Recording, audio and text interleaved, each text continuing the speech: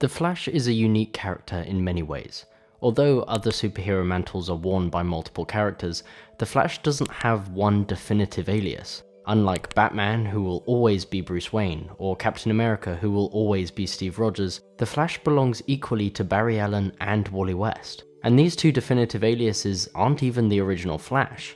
This has created a unique phenomena where, depending on when they became interested in comics, fans have experienced two different characters as the Flash. But in the last 15 years, Barry Allen has been pushed to the forefront, with the 2009 Flash Rebirth novel, the 2014 show, and the new 2023 movie. Now new fans of the character know the Flash solely as Barry Allen. But who is this character? Who really is Barry Allen? To discover this, we'll be taking a look at the Flash Rebirth novel, the Flash Year 1, and the 2014 show. This is because each one offers a version of the character's origin, taking a deep dive into his purpose and philosophy.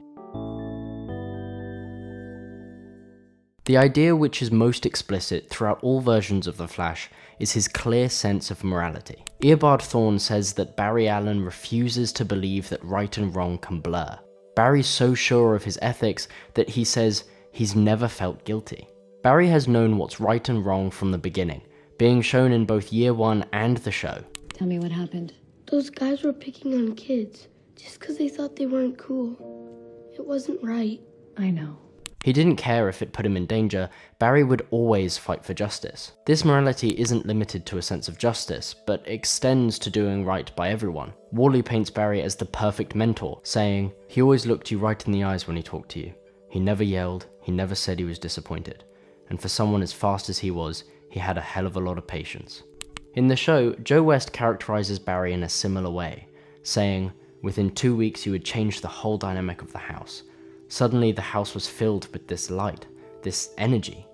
You brightened up everything. You'd seen more darkness than any man will in a lifetime, and you never let it dim your soul. So there I was thinking I'm changing your life by taking you in. But the truth is, you changed mine. So don't lose that light now, Barry. The world may need the Flash, but I need my Barry Allen." Being struck by lightning didn't make Barry a good person. He says, "The thing that happened to you, Tony, it happened to me too. But it didn't just give us abilities, it made us more of who we are." Barry's way of treating others inspires them to be better. Jay Garrick says, "I thought I was way past running, but this kid, his wonder and joy, his unbreakable sense of right and wrong, it was absolutely infectious." And Wildcat adds, "Barry brought us all back into the ring, even if he didn't know it." This is the purpose of Barry Allen. His unshakable morality inspires people to be better. Barry is always hopeful, seeing the best in people, hoping that justice will be won. Joe says, "You always want to be the person who sees the best in people. As fast as you are, that is your real power." This is the purpose of the character, to inspire us to be better, to see the best in people and seek justice, to do what's right no matter what. But Barry can't be an idea. He can't be a perfect idol, otherwise he's not an encouragement at all, but an unreachable ideal which condemns us for our failings. A character without human defects is almost impossible to relate to, and thus difficult to admire. The characters themselves comment on this, Bart saying that Barry was the messiah to everyone, and Barry himself saying, "They all remembered me like I was some kind of saint." And in a way, Barry was. He sacrificed himself to save the multiverse in Crisis of Infinite Earths, being one of the only characters in comics to stay dead for an extended period of time, an absence of over 20 years. But Barry refutes this idea, saying, "I was never a saint, I was just a guy chasing justice." So what makes Barry just a guy? What are his problems? The Flash Rebirth focuses on Barry's obsessive nature. The novel explores how Barry has to learn to slow down, to take a break from his endless crusade for justice. This is such an issue for Barry that he likens it to kryptonite, saying, "A Flash's weakness isn't kryptonite or the color yellow. It's the one thing we have to do to escape solitary. We have to slow down." Barry explains that this constant burden of justice, this endless mission was formed when his mother was murdered. He says, "I'd been standing still since the day my mother was murdered. I spent my life trying to prove my dad didn't do it, and I let the world pass me by." This is also seen in the show. Every decision you've made in the past 14 years has been because of me and your mom. What you studied, why you became a CSI, even with Iris. Iris. You're my son. You don't think I know how you love her.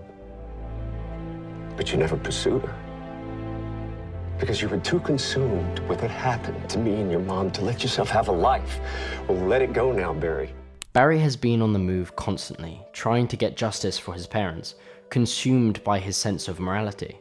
As discussed, this is his greatest strength, but through Rebirth we see that it's also his greatest weakness. Barry saying that it made him feel out of step with the world. It made him isolated. Even after becoming the Flash, he says, "I never needed to be the fastest, I just didn't want to be the only one." Barry's crusade has damaged his relationships.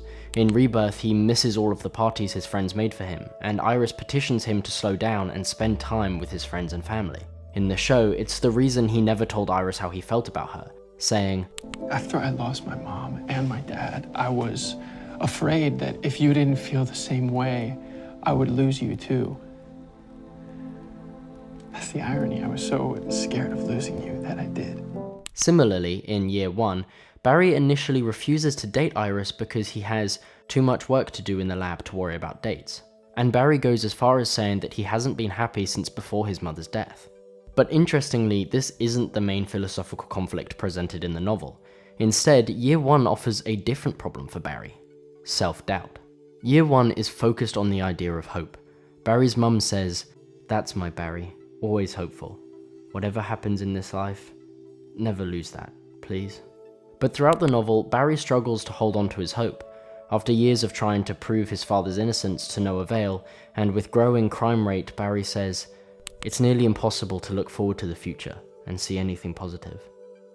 Barry is riddled with doubt throughout the comic, saying, "But what's the point if tomorrow is a disaster anyway?" Barry doubts in himself as a hero, and as a boyfriend. In the end, Barry is inspired by Iris, saying, "Look at her. No powers, and she runs right into the crazy, unafraid. She's awesome." Barry learns that it doesn't matter how well equipped you are or how much you believe in yourself. As long as you do the right thing, there is always hope. Barry's problems act as an encouragement and a warning. An encouragement to hope even when you doubt yourself and the world seems bleak. And a warning to appreciate life and those around you and not become consumed by a quest to do good. Barry Allen is a man of clear morality. He doesn't struggle with right and wrong, but with doubt at his own ability. He doubts whether he can truly change the world, and fears what will happen if he can't. He is so obsessed with his quest for justice that he forgets to live life. But Barry's doubts and obsessions are not something to be looked down on. Rather, they are essential to the character. Barry must doubt and fail, so that we are encouraged that even in our own failings and doubt, we can do what's right. We can be like the Flash.